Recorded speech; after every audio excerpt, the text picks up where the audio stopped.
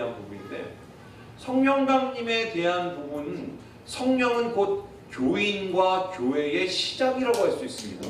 그런데 이런 성령 강림에 대한 부분을 희석시키고 아무것도 아닌 것으로 만들기 위해서 사단은 계속해서 이 교회와 사람들의 마음을 노략질했습니다. 그러한 방법 중에 한 가지가 뭐냐면, 성령에 대한 오해를 우리의 마음속에 계속해서 일으키는 거예요. 그 오해를 세 가지 정도로 요약할 수 있는데요. 이 첫 번째 뭐냐? 성령의 임하심, 성령의 충만함, 성령의 세례는 그냥 한 개인의 취향일 뿐이라고 생각하는 거예요. 이렇게 믿고 싶으신 분들은 왜 이렇게 얘기하는지 물어보면, 막 기도를 막 하는데 기도를 하고 막 이상한 막 말을 막 하고 막 저는 그거하고 제 스타일은 안 맞아요. 저는 A형이에요. 막 이렇게 얘기를 하면서 저는 좀 조용히 믿고 싶어요. 그리고 교양 있게 좀 신앙을 가지고 싶어요. 라고 얘기를 합니다.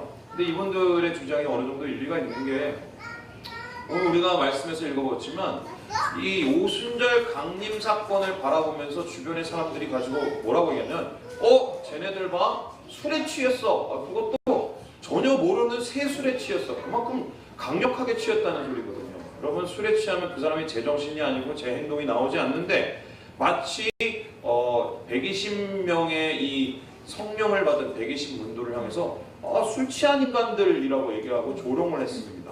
왜냐하면 그만큼 낯설었기 때문이고, 심지어는 그만큼 광신적으로 느껴졌기 때문입니다. 그래서 뜨거운 기도와 부끄러움 없는 선포, 이게 너무 갑작스럽게 받아들이는 나머지 저는요 그냥 그것을 좀 떠나서 그냥 평범하게 믿고 싶어요 라고 얘기를 합니다. 그런데 여러분, 이것을 잘 생각해보면 이건요 교양을 가장한 교묘한 거부예요. 왜 그런가?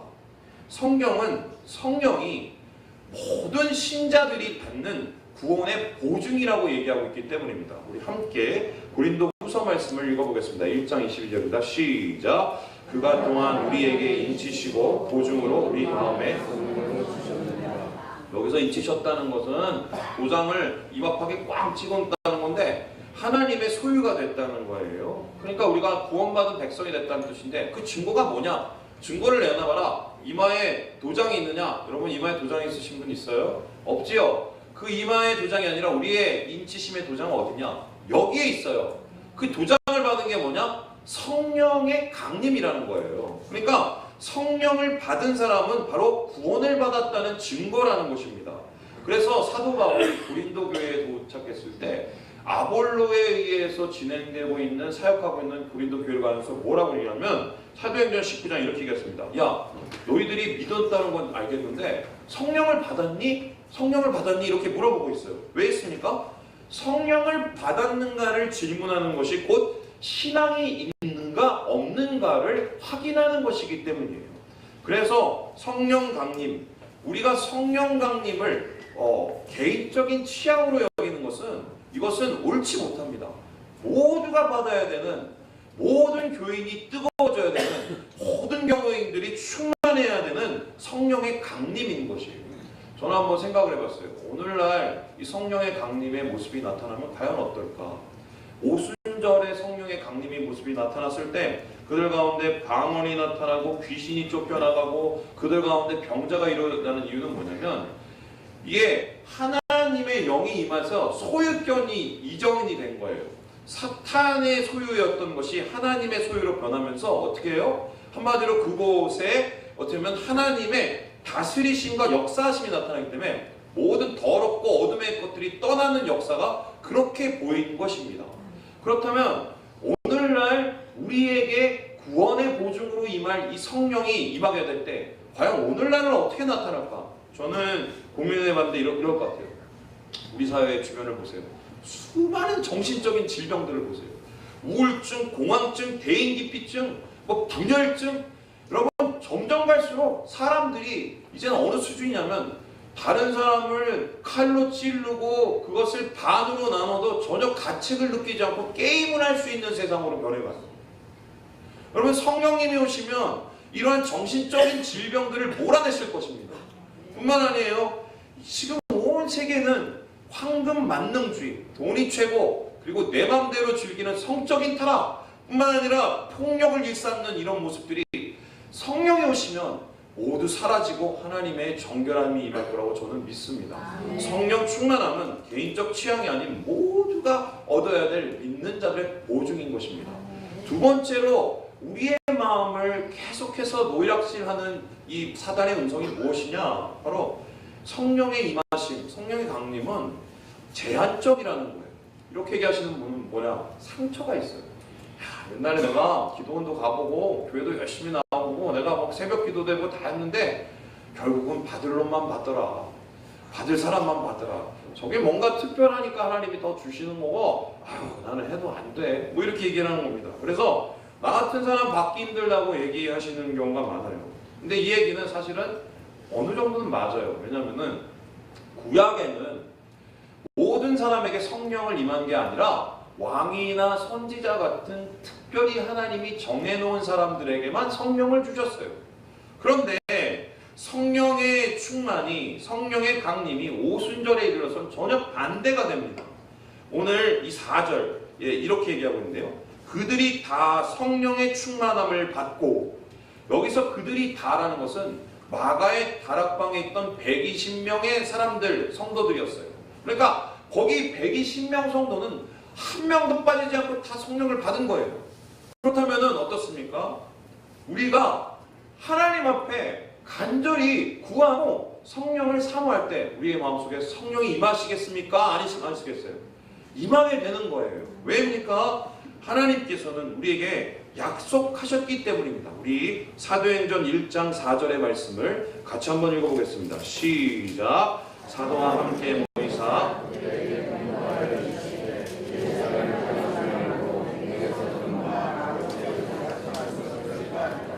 여러분, 사람은 못 믿어도 하나님 믿어야죠. 하나님은 약속하신 것을 반드시 지킵니다. 오늘 이렇게 얘기하셨어요.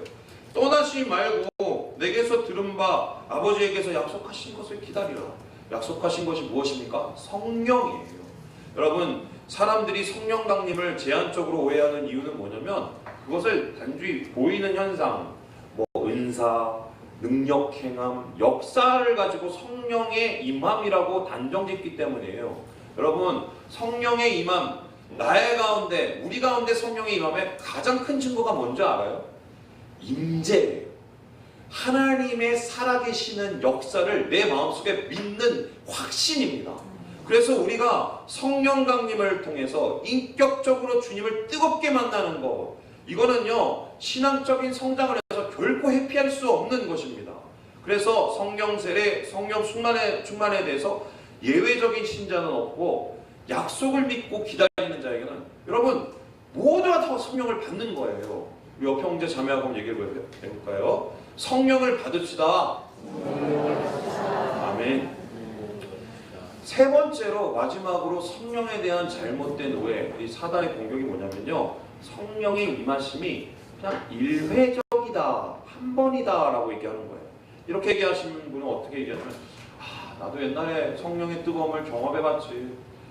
그때 예수 믿고 처음 나서 정말 마음이 뜨거워져서 감격을 해서 얼마나 좋았는지 몰라. 그래 나 예전에 받았어. 그러면 이 소리를 반대로 표현하면 지금은 내가 성령 가운데 있다는 소린가요? 좀 멀어져 있다는 소린가요? 멀어져 있다는 소리죠. 그러면 성령의 강림을 이례적으로 얘기하는 것은 어떻게 보면 이런 거예요. 영적 침체에 대한 변명입니다. 그런데 우리가 자꾸 성령의 강림을 일회적으로 얘기하는 이 오해하는 이유가 있어요. 왜냐하면 성령 충만과 성령 세례를 착각하기 때문이에요. 성령 세례라는 것은 뭐냐면 내가 예수 믿고 내 안에 예수님이 임하시는 거예요. 예수의 영이 임해서 구원의 확신을 느끼고 하나님과의 인격적인 교제가 시작되는 것이 성령의 세례입니다. 이 성령의 세례는 단회적이고 한 번밖에 이루어지지 않아요. 하지만 그 이후에 우리는 무엇을 받습니까? 성령의 충만을 받아요. 그 성령의 충만은 무엇이냐? 내가 압도되는 것, 성령과 함께하는 것, 성령의 인도함을 받는 게 성령의 충만함인데, 에베소서 5장 18절에 이렇게 얘기하고 있습니다. 함께 한번 읽어보겠습니다. 시작. 술 취하지 말라. 이는 방탕한 것이니. 여러분 술 취해 보셨습니까? 저는 이제 많이 취해 보셔서 이 말씀을 누구보다도 더 잘 이해할 수 있어요. 술에 취해서 제가 최악의 경우가 뭐냐면 제가 그 예전에 알바를 했는데 이 교통회관, 잠실에 있는 교통회관에서 그 설날에 선물 세트를 팔았어요. 근데 판매왕을 했어요. 그래서 그 판매왕을 해서 보너스를 받았습니다. 그래서 그 보너스를 두둑이 다 받고 이제 오는데, 야, 너 어떻게 그냥 가냐, 한 통 내라 하다가 그날 술 한 잔을 뭐 거의 막 또 사주고 먹고 막 이러면서 나중엔 소위 말해서 기억이 안 나는 필름이 끊기게 됐어요. 아침에 깼는데 집이 아니라 우리 집 앞이었습니다. 집 앞에서 제가 참 목사 이런 얘기하면 참 죄송한데요. 그 벤치에 앉아서 있었어요. 그런데 이제 재밌는 게 아파요. 봤더니 이제 소위 말해서 턱치기를 당한 거예요. 제 안에 여기 있던 막 그 공급하고 보너스 다 잊어버리고, 그리고 소위 말해서 그냥 맞아서 온몸이 막 아픈 거예요. 근데 기억이 없어요. 어떤 기억이 없어요. 왜냐면은 이게 내가 술을 먹은 게 아니라 술이 나를 먹은 거예요. 특별히 근데 에베소서에서 성령의 충만함과 술 취함을 이렇게 비교한 이유가 뭐예요? 내가 성령을 붙잡고 좌지우지하는 게 아니라 성령 하나님이 나를 붙잡고 인도하시는 주권이라는 겁니다. 그래서 이 성령의 임하심이라는 것은 여기서 특별히 충만함을 받으라는 것은 완전히 압도되라. 그런데 현재 시대의 반복적인 행동 명령함으로 성령 충만함, 성령의 완전한 압도를 간구하는 것은 성도들이 매일매일 하나님 앞에 구해야 될 권리이자 의무라고 얘기하는 것입니다. 성령 충만함 원하지 않습니다. 저는 저대로 잘 살 수 있습니다. 얘기하는 것은 무엇이냐? 내가 주인된 삶, 나와 하나님과 관계없는 삶 살고 싶다는 얘기와 똑같은 거예요. 그래서요, 성령의 임하심은 계속돼야 되고, 성령의 임하심은 또한 우리 모두가 임해야 되는, 한 명도 빠짐없이 임하게 되는 것이다 라는 것을 우리가 밝혀볼 수 있습니다. 그렇다면 한번 이런 질문을 해보겠습니다. 왜 굳이 성령의 충만을 받으라고 하나님께서는 그렇게 강조를 하시는 것일까? 여러분, 여기는 세 가지 정도로 요약을 할 수 있는데요. 첫 번째, 한번 읽을까요? 구원의 확신을 얻는다. 여러분, 예수를 믿어도 뭔가 기쁘지도 않고, 내가 구원을 받았는지 안 받았는지 헷갈리고, 교회는 나오는데 뭔가 찜찜해서 나오고, 그런데 뭔가 전도를 또 하라고 그러고, 나가면 할 말도 없고, 막 이런 이 마음이 있을 수 있어요. 여러분, 이 증상이 옛날에 굉장히 심하게 나타나는 일이 있었는데, 언제냐면 지금으로부터 100년 전입니다. 100년 전에 한이라는 선교사가 한국의 이 선교 일정에 대해서 쓴 역사책을 썼는데요.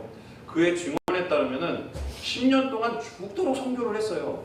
죽도록 한국에서 선교를 했는데 교회도 많이 세웠어요. 미국에서 지원하고, 캐나다에서 지원하고, 호주에서 지원하고. 그런데 문제가 뭐냐면 교회 세워지고 성도들도 많아요. 왜냐면 교회 오면 뭐 줘요? 뭐 빵 주고, 뭐 주고, 우유 주고, 그러니까 다 많아요. 그런데 엉망이에요. 예수 믿는 모습이 안타까움 자체였습니다. 다투고, 맨날 싸우고, 주일 성수도 제대로 안 하고, 성적으로 방탕하고, 심지어 권사님하고 장로님이 바람이 나는 적도 있었어요. 뿐만 아니라 헌금 횡령하고, 또 심지어는 원산시 근처에서 성도들끼리 모여서 뭘 했느냐, 구술했다는 그 역사적인 자료도 있어요. 이것을 보고 한 선교사가 가슴을 치면서, 하나님, 이 나라는 언제 제대로 신앙이 들어서겠습니까? 모여서 선교사들이 가슴을 치면서 기도를 했어요. 하나님, 정말 신앙, 진짜 믿음, 구원의 확신이 저들에게 임하게 하여 주시옵소서. 구원의 확신에 의한 변화가 임하게 해달라고 기도를 했습니다. 그랬더니 어떤 일이 일어났냐? 바로 그렇게 몇 달 후에 1907년에 평양 대부흥 사건이 일어나요. 여러분, 평양 대부흥 사건이 우리에게 잊혀지지 않을 이유가 무엇입니까? 바로 한국의 오순절이기 때문이에요. 그날 이 땅 가운데 성령이 임하셨습니다. 성령이 임했을 때 그들은 회개하고 구원의 기쁨을 누리고 전도하고 변화되었어요. 이 당시에 기록을 보면 평양에 모였던 사람들의 기록을 보면 평양의 모든 술집이 문을 닫았다라고 얘기해요. 그 정도로 하나님의 성령의 뜨거운 구원의 확신과 역사가 퍼져나간 거예요. 거기서 끝난 것이 아닙니다. 엄청나게 기도를 하고 기도의 불길이 꺼지지 않아서 하디 선교사는 뭐라고 기록하였냐면 한국 기독교인의 기도는 우리가 따라갈 수 없을 정도이다 라고 기도를 하고 있었어요. 여러분, 한국 교회가 다른 세계 교회와 다른 특징이 뭔지 아세요? 기도에 목숨 거는 교회였어요. 여러분, 오늘날 우리가 성령의 강림의 충만함이 우리 나타나지 않는 이유 중에 하나가 뭔가요? 우리가 놓치는 이유, 기도의 뜨거움이에요. 여러분, 성령의 충만함 통해서 우리는 구원의 확신을 얻습니다. 두 번째로 우리는 성령의 충만함을 통해서 무엇을 얻습니까? 우리 한번 따라해볼까요? 세상을 이길 능력을 얻습니다. 우리 함께 요한복음 14장 26절의 말씀을 함께 읽어보겠습니다. 시작. 보혜사 곧 아버지께서 내 이름으로 보내신 성령 그가 너희에게 모든 것을 가르치고 내가 너희에게 말한 모든 것을 생각나게 하리라. 여러분, 하나님 예수님께서 성령에 대해서 어떻게 설명을 하셨냐면 보혜사다. 이 보혜사란 말을 영어로 표현하면 카운슬러라고 해서 우리 말로 더 좋게 표현하면 위로자입니다. 그냥 위로자가 아니라 옆에서 따라다니면서 위로해주고 인도해주는 분이 바로 성령님이라고 예수님이 소개하셨습니다. 우리는 어떻게 세상에 이길 힘을 얻습니까? 여러분, 세상 가운데 힘들고 지쳐요. 나를 비방하고 넘어지게 하는 수많은 일들이 무너뜨립니다. 내 안에 있는 이 확신조차도 무너뜨리려고 할 때 어떻게 해요? 하나님 앞에 나가요. 주님, 이런 일이 있는데, 이런 어려움이 있는데 마음을 엽니다. 어떻게 하세요? 성령 하나님이 그것 속에서 우리의 마음을 위로하시고 용기를 주세요. 그게 바로 성령이 임한 사람에게 나타나는 것입니다. 그뿐만이 아니에요.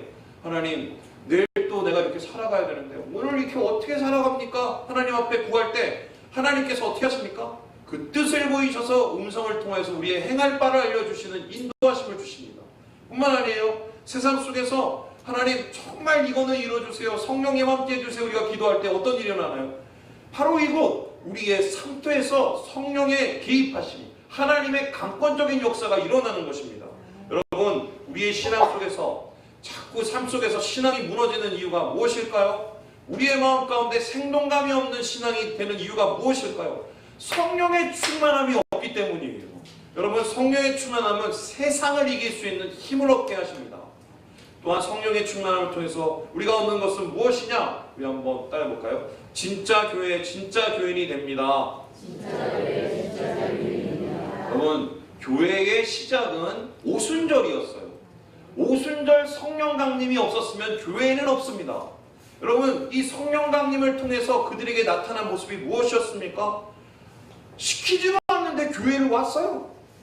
모입시다. 금요일날 모입시다. 수요일날 모입시다. 예배 전에 기도합시다. 저녁에 또 모입시다. 교회는 왜 이렇게 많이 불러내는 거야? 난 개인적인 생활도 없고 이거 뭐 하는 거 아니야? 여러분, 이런 거 할 필요도 없었어요. 그때는 사람들이 그냥 교회에 벌떼같이 몰려들었어요. 뭐 했냐?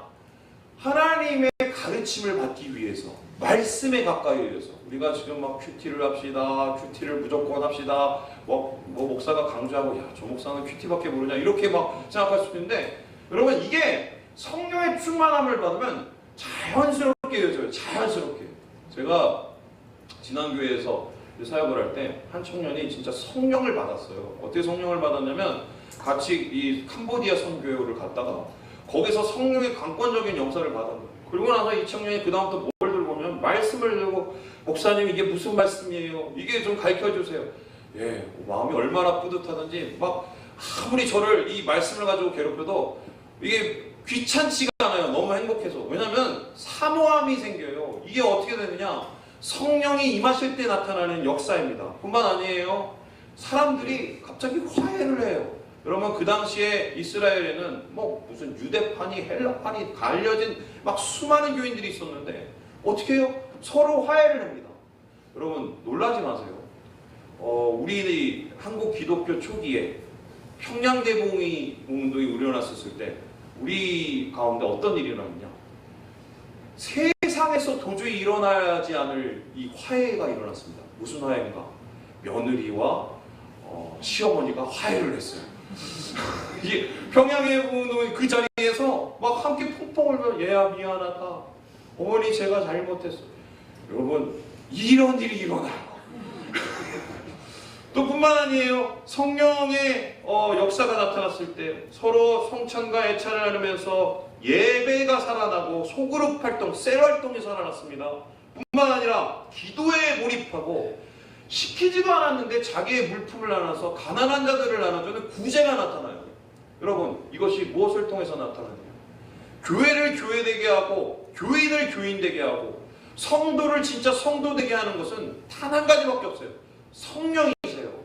우리가 왜 성령의 충만함을 받아야 되느냐? 진짜 교인 되기 위해서, 진짜 교회 되기 위해서, 세상을 이길 힘을 얻기 위해서, 구원의 확신을 얻기 위해서 우리가 성령 충만함을 우리가 간구해야 된다는 것입니다. 자, 그렇다면 이제 얘기는 거의 끝나가요. 목사님 알겠습니다. 성령 충만함에 대해서 제가 오해하고 있었던 부분도 있었고요. 성령을 왜 충만함을 받아야 되는지도 알겠습니다. 그러면 한번 물어볼게요. 어떻게 하면 성령을 받을 수 있습니까? 어떻게 하면 성령 충만함을 받을 수 있습니까? 어떻게 하면 나에게도 오늘 성령의 강림이 임하실 수 있습니까? 여러분 여기에 대해서 오늘 말씀 가운데 하나님께서 얘기하시는데요. 우리 함께 우리 사도행전 1장 14절의 말씀을 같이 한번 읽어보겠습니다. 1장 14절의 말씀입니다. 시작! 여자들과 예수의 어머니 마리아와 예수의 아들과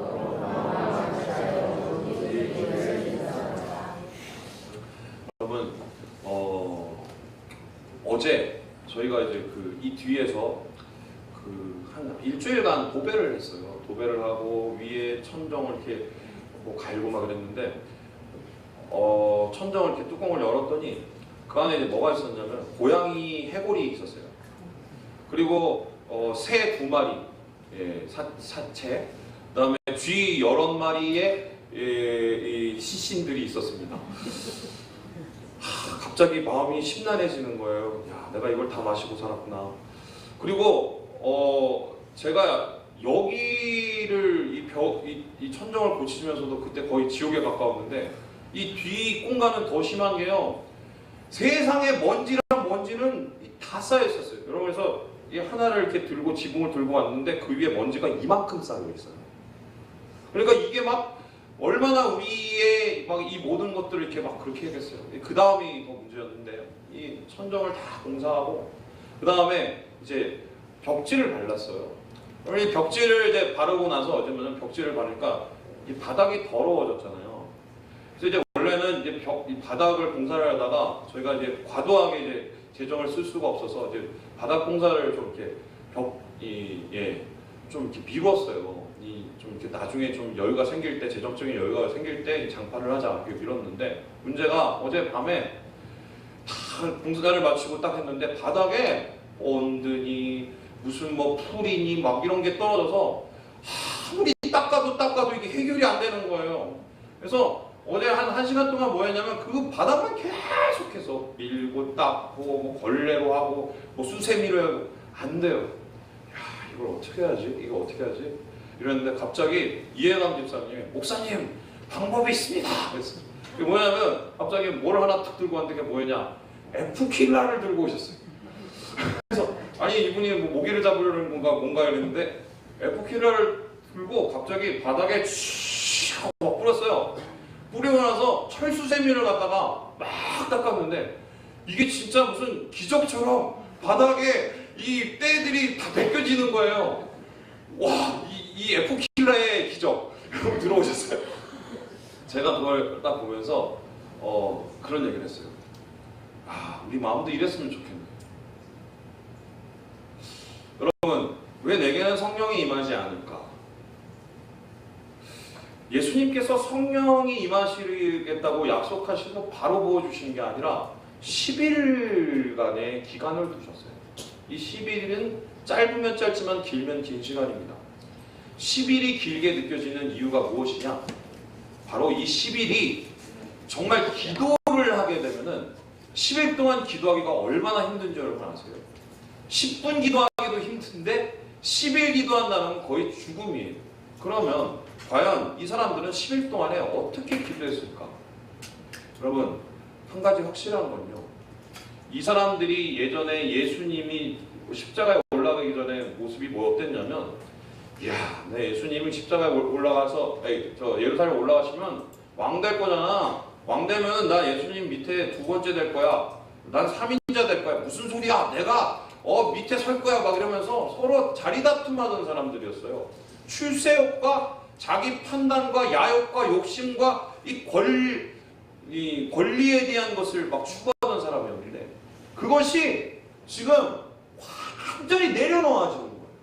마치 천정이 뜯어지면서 이에 있는 먼지들이 다 없어지고 바닥에 있는 이 모습들이 정말 깨끗해지는 것처럼 이 10일 동안에 마음을 내려놓고 마음속에 있는 생각을 깨끗게 되고 죄를 회개하고 하나님 앞에 온전히 나갔을 때, 주의 약속을 기다리며 기도했을 때 그들 가운데 성령의 강한 역사가 임하시는 것입니다. 여러분, 왜 우리가 기도하기 어려운지 아세요? 내려놓지 못해서 그래요. 우리의 마음이 더러워서 그래요. 왜 우리가 하나님의 역사를 못 느끼는지 아세요? 내가 죄 짓는 것을 아직 여전히 포기하고 있지 않기 때문입니다. 왜 나는 하나님의 역동적인 역사를 누리지 못하느냐? 왜 우리 교회는 하나님의 부흥의 역사를 누리지 못하냐? 아직까지 우리 가운데 포기하지 못하는 우리의 감정과 판단과 계획과 하나님이 놓기 원하시는 것들이 있기 때문입니다. 주님께서 성령을 얘기하시면서 성령을 뭐라고 했습니까? 성령은 불이다. 성령은 바람이다. 공통적인 게 뭐예요? 바람이 오면 다 날아가요. 불이 태워지면 다 없어져요. 성령님께서는 우리의 마음을 뜨겁게 하시고 태우시고 깨끗게 하신 후에 우리 가운데 강권적으로 임하시는 거예요. 성령을 얻는 방법, 내려놔야 돼요. 성령을 얻는 방법, 기다려야 돼요. 성령을 얻는 방법, 기도해야 됩니다. 기도 외에는 이런 것들이 일어날 수도 없고 내려놓음이 없이는 채워짐이 있을 수가 없는 것입니다.